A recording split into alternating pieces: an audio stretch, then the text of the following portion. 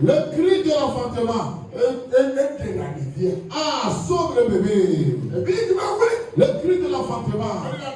Sauve le bébé. Et qu'est-ce que le cri de l'enfantement? C'est la maturité. Non.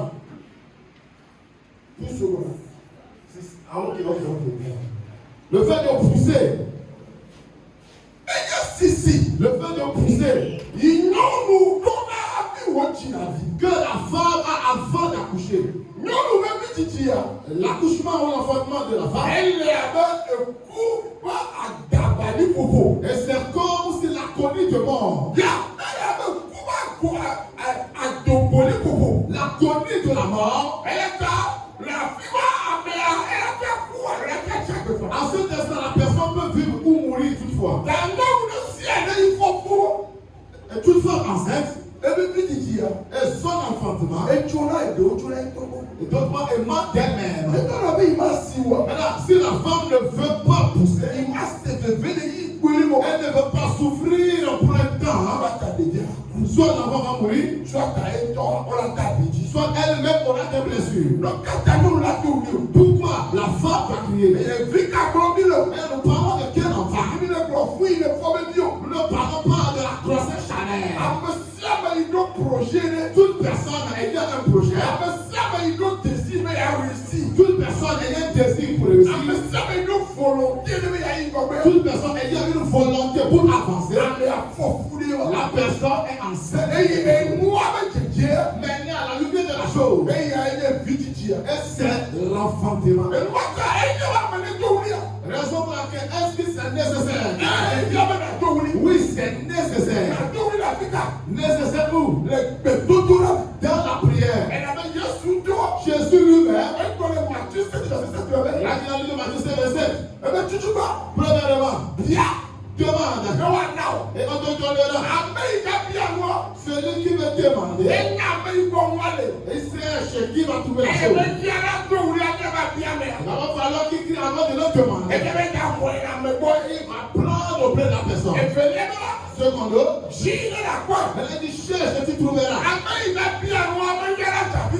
Celui qui veut demander ne doit pas suivre. Parce qu'il a la chose quelque part. Et il va aller demander pour toi. Maintenant, celui qui vient chercher, la personne va suivre. Demain, tu veux devenir quelque chose. Et tu ne sais comment faire pour le devenir. Tu vas chercher la chose. Tu ne sais là où se trouve la chose. Tu deviendras milliardaire. Tu deviendras grand commerçant. Tu deviendras un entrepreneur. Tu deviendras grand pasteur. Tu deviendras grand évangéliste. Tu deviendras grand prophète. Tu deviendras un grand d'affaires. Tu deviendras ministre. Ou un député. Et tu déclares. Avant de le devenir, tu ne sais pas comment. Tu dois beaucoup suivre. Chercher les chemins. Passer par les chemins. Jusqu'à ce que tu retrouves la joie. Avant de toucher à la joie. Ça montre un long chemin. C'est différent de celui qui a demandé. Il a continué en disant pourquoi il frappe et l'on vous ouvrira. C'est aussi compliqué puisque la personne qui cherche. Tu peux voir ce que tu cherches. Mais le retrouver. Avant que la porte ne prenne la chose. Il y a un obstacle. Tu as besoin d'incliner.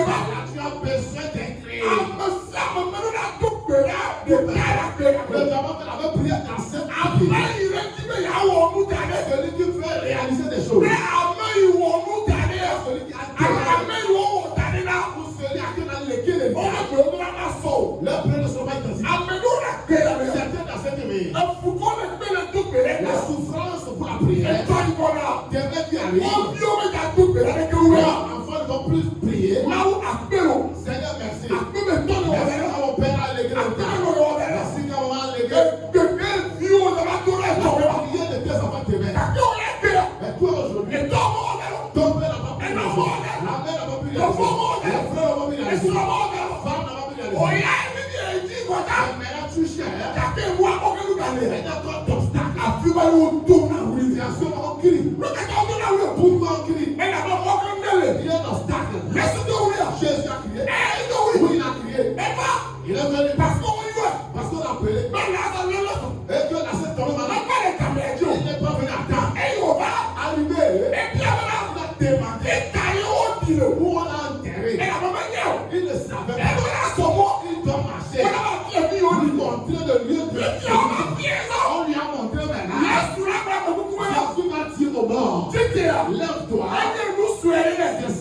enterré. Et si Jésus avait trouvé Lazare, on avait mis à la surface. On n'avait pas enterré. Il allait dire, tu te dis, lève-toi, nous allons marcher. Lorsqu'il le vit, quelque chose s'est passé. On a enterré. Secondo, il a déjà pourri. Troisièmement, la pierre était sur le tombeau. Jésus pouvait dire, lève-toi et allons. Jésus-Christ a vu la chose. Premièrement, il a coulé les larmes. Car la situation était compliquée. Secondo, il y a un obstacle. Il y a certains qui espéraient voir. Jésus pourrait réussir. Et ressusciter mort. Il y a un obstacle sur toi. Et tu dois crier. Des fois, tu t'es déjà marié. Aujourd'hui, comment faire que tu me bénisses? L'obstacle est là. Aujourd'hui, tu as ouvert la télé. Tu as la boutique. Tu as cherché, tu as trouvé. Tu as plein de métiers. Tu as trouvé le travail.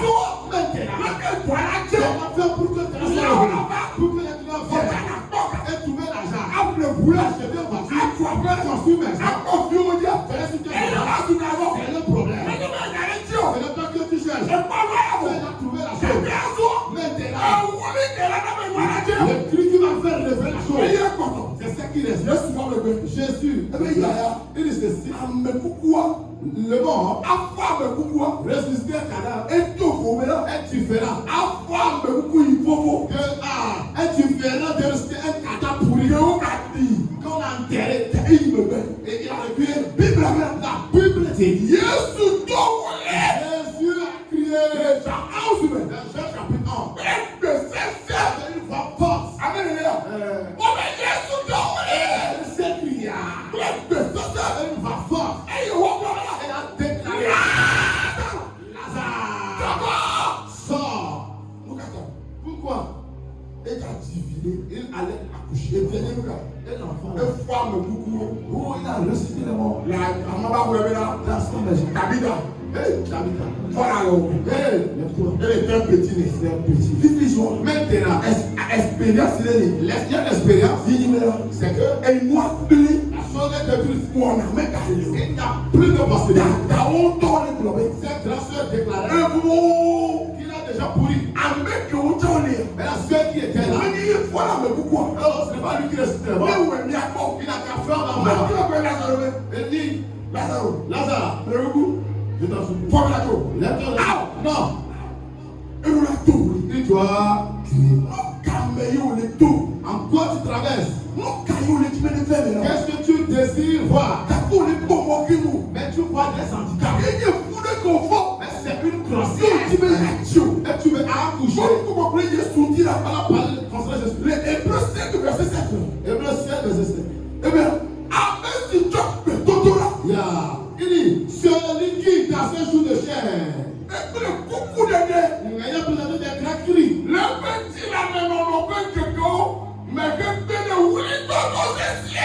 Avec les larmes de prière, des supplications. Des larmes de prière. À celui qui pouvait le sauver de la mort. Et il a été consacré de sa piété. Premièrement, Jésus-Christ remplit la prière. Les supplications. Secondo, les cris, des grands cris. Des grands cris.